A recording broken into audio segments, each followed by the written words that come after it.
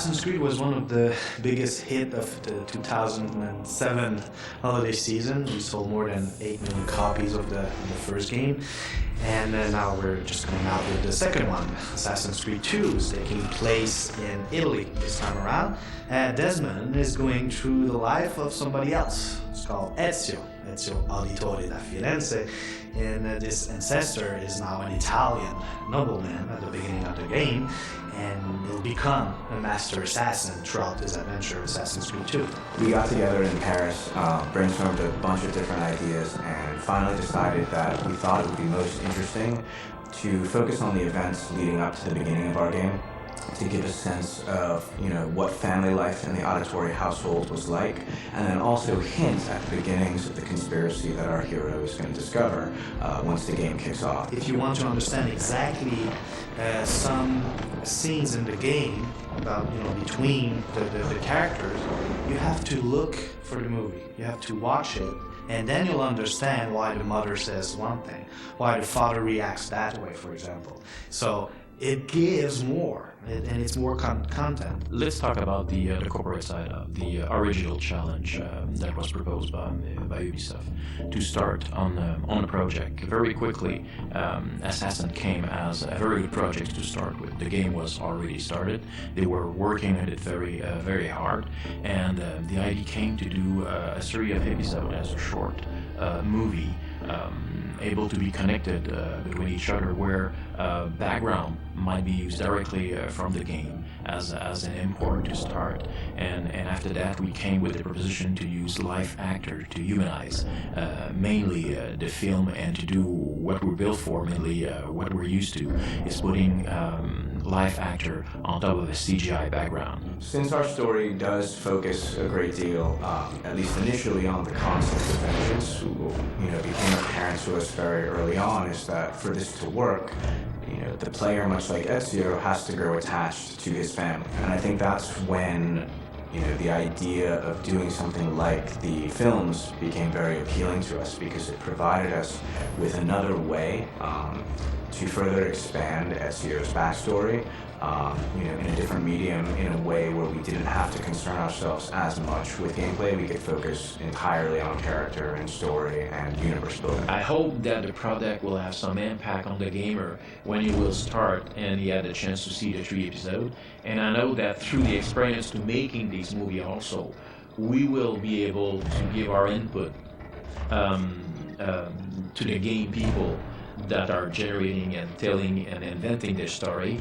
You need to realize that the gamer is having his feeling by the way that he's playing. He generates his own excitement.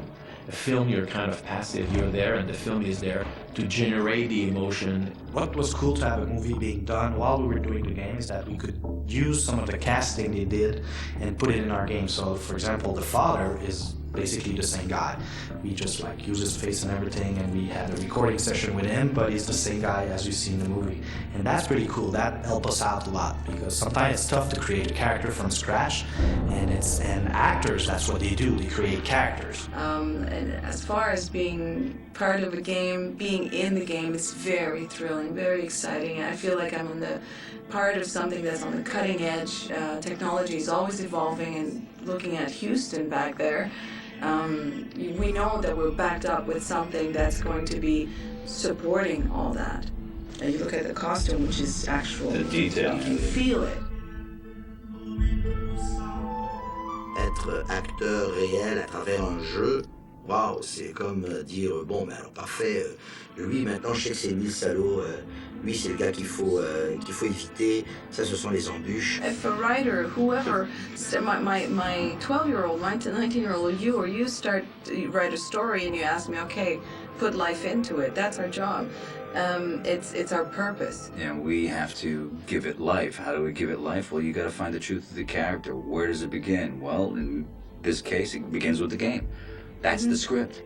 I don't think of it as like preparing for a role for a video game. I think of it just preparing for a role in general, because it's filming and it's just like any other project, except it's going to be changed into the video game. Whatever it may be, if it's a story and we need to reenact it, it's the same principle. Je pense que quand l'humain propose une émotion, qu'il y a quelque chose qui brille dans son œil, où il y a un pli qui se fait au moment d'une réflexion, ou le mouvement du visage, la pureté de l'être humain pour exprimer une émotion, je pense que ça va apporter quelque chose de richissime au jeu. By seeing these three preludes, if you wish, these three stories that are going to impregnate the players with emotion, with attachment, with a relationship to the characters. You hit something that really resonates, and that's emotional attachment. That goes back to storytelling. You know, if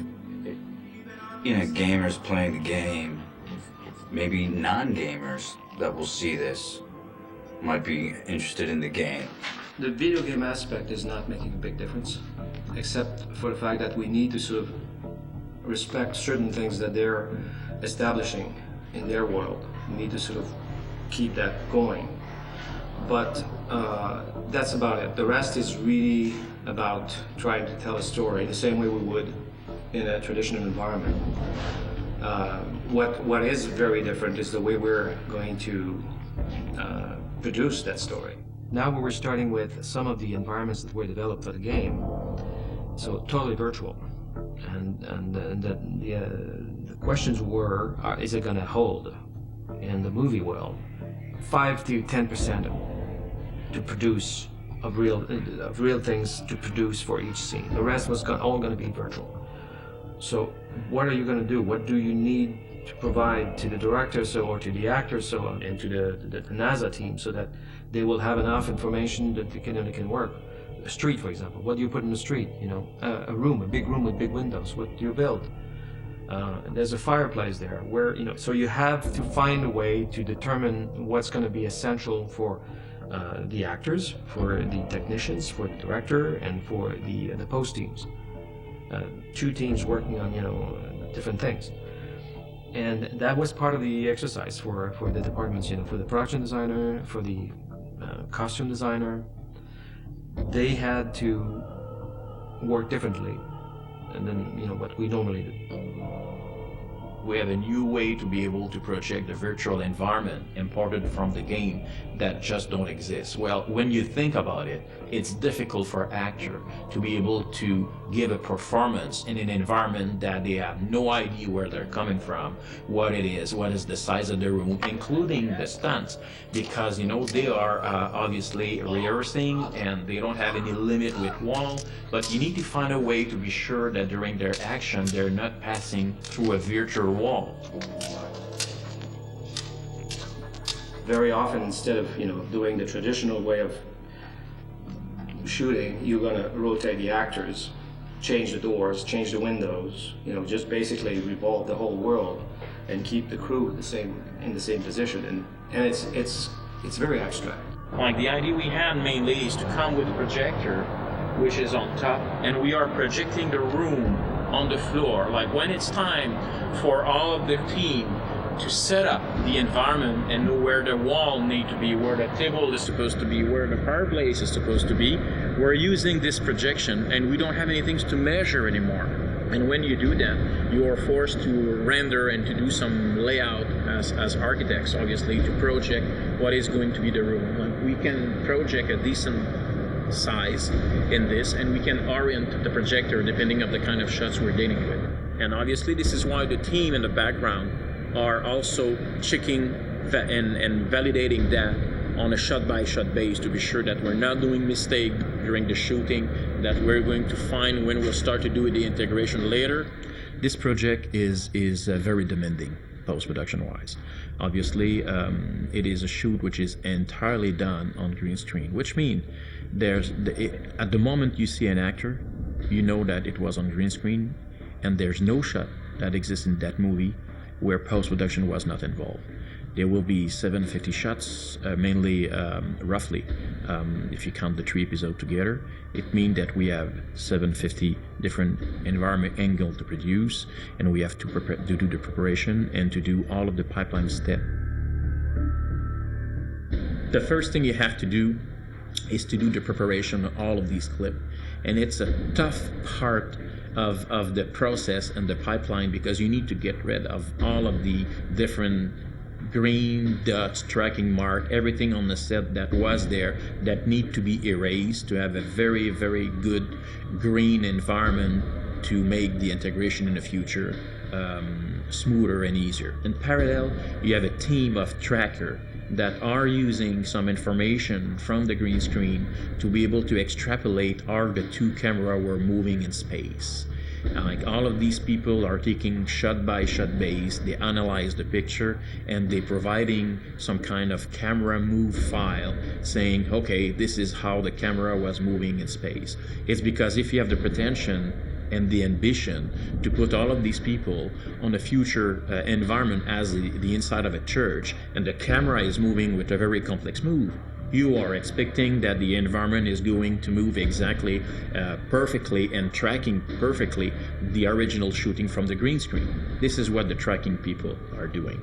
After that, they're the layout, knowing that when a camera was shooting, what was the camera angle, the height, what is the real position of the environment to make the geometry work. Like all of these steps are done in parallel.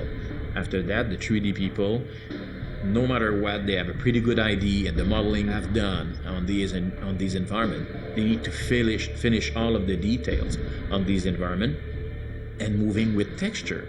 And after that, giving life texture-wise to these environments from a film point of view, and to give mood to it. You are compositing the live action on top of virtual background that now are moving perfectly in relation with the original camera movement.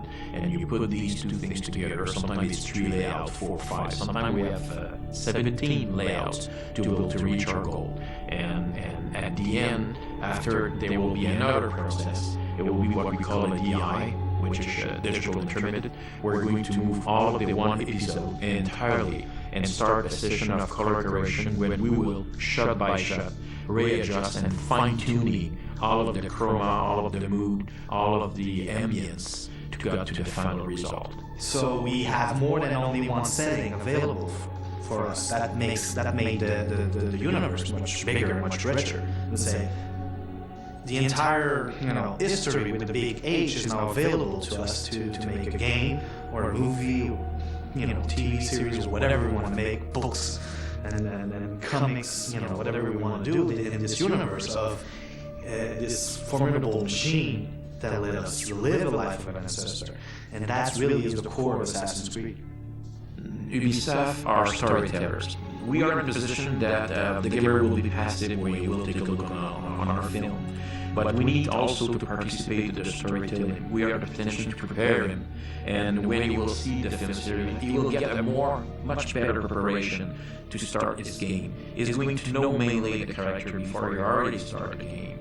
He'll know things, he will know details. He will probably realize things that he already knows, but he doesn't realize he knows that yet. And I believe that it's a new way to prepare, but it's still a self-content project. We know now logistically how to approach it in a much better way. It's much clearer. Technically, even creatively, we have much more specifics now that we're going to go through next time. And this is only the very beginning. We can tell. It's only the very beginning of something that promises to be very, very big and exciting.